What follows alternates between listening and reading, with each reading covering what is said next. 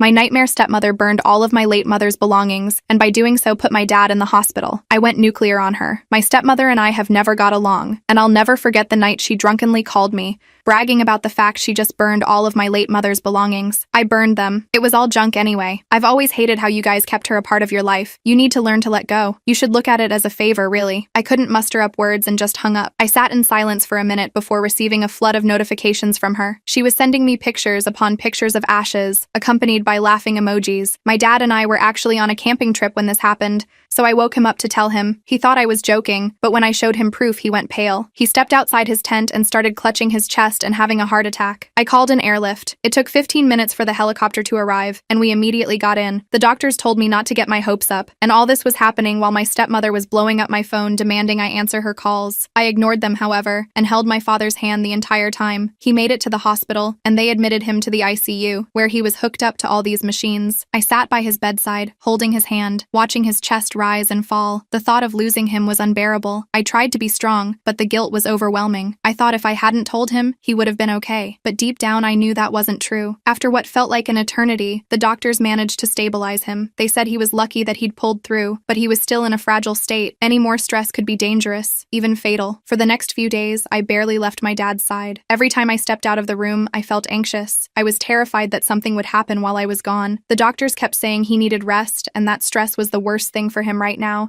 But it was hard, considering my stepmom had burned all of my mom's possessions.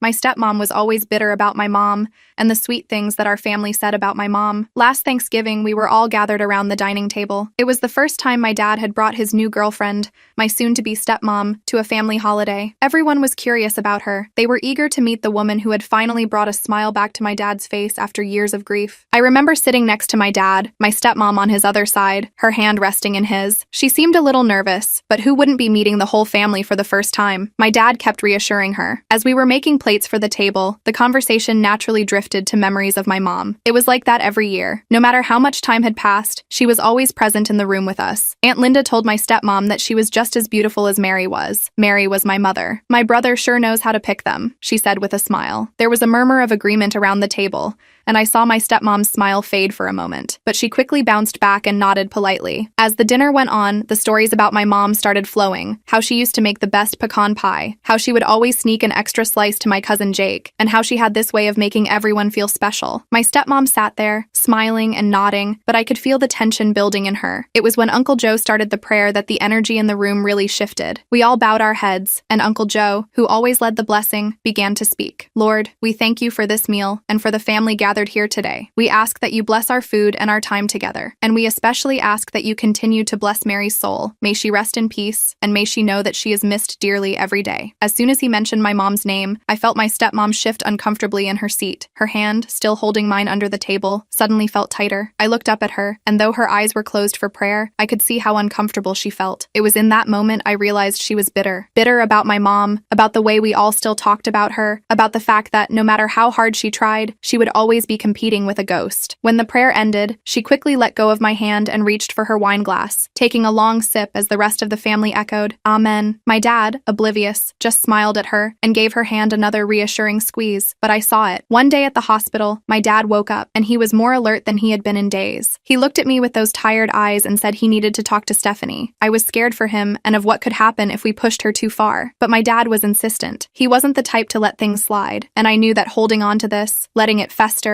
would only make things worse for him. So, I agreed. We would confront her, but we'd do it together. We waited until my dad was discharged from the hospital. He was still weak. We decided to confront her at home. When we got back to the house, the tension was heavy. My stepmom was sitting in the living room, watching TV like nothing had happened. The sight of her made my blood boil, but I kept it together for my dad's sake. He told her that they needed to talk, and when she noticed my dad was home, she tried to greet him with open arms. He pushed her away, and she looked stunned. She asked what was wrong with him, and he laid it all out. You know damn well what's wrong. You burned all of my wife's things, he said. For a moment, she paused and turned red. She then tried to justify it by blaming my dad for still loving my mom. He told her that he didn't still love her, but she was in no position to burn all of her belongings. Stephanie said if he didn't still love her, then why should it matter? They were just things cluttering up the house. She screamed at him. I could see my father was piping hot, and I motioned for him to sit down. I didn't want to have to take another trip to the hospital, and even though he was still weak, he snatched his arm out of my hand. This was all she had of her mom, and you threw it all away away because you wanted to free up space?" He screamed. She rolled her eyes and said he was being too dramatic. She said he couldn't live in the past forever and that it was time to move on. My dad told her that this wasn't about moving on. It was about respect, and that was when I chimed in. The fact that she didn't seem to be remorseful at all infuriated me. She told both of us that it was her house as well, and that she was the wife now, and if we had a problem with that, then we both could leave. She even said that we should be thanking her for removing all of my mom's belongings from the house. She told me that with that stuff gone,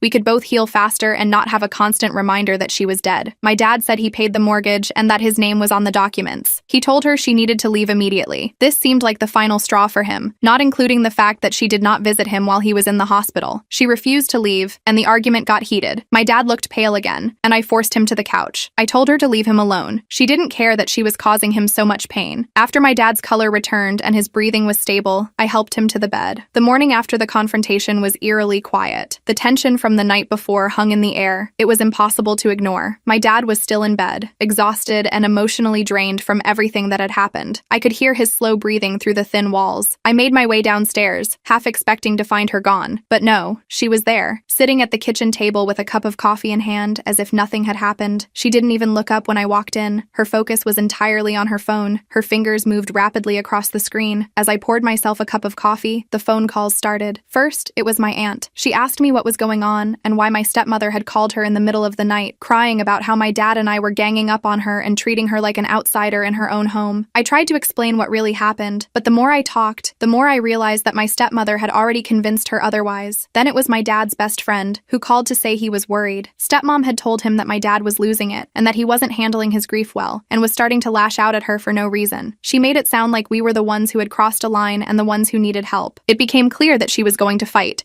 and she was going to make sure everyone believed her side of the story. I could see her out of the corner of my eye, still sitting at the kitchen table, smirking as she continued to type away on her phone. I couldn't stand it anymore. I slammed my mug down on the counter. The sound echoed through the kitchen like a gunshot. "What the hell are you doing?" I yelled at her. She finally looked up and said she was making sure people knew the truth. She said me and my dad were clearly not in the right state of mind to handle this, so she's taking care of it. I laughed. She was serious. I told her that she was lying to everyone and I knew about it. She was the one painting us as bad guys. She claimed she was just protecting herself and said that people deserved to know what was really going on in our house. She went on this whole rant about how she had never been welcomed in our home and that she was treated as a placeholder by my dad and I ever since my mom died. I told her that this was my dad's home and said she was bitter since she wasn't half as good a woman as my mom was. I said she needed to get out or I would call the police. She stood up slowly, her eyes never leaving mine, and said, "We'll see about that." And with that, she brushed past me, leaving me standing there. As the door closed behind her, I realized that this was far from over. Stepmom was going to fight dirty, and if we didn't find a way to stop her, she was going to take everything from us. After all the calls from family and friends,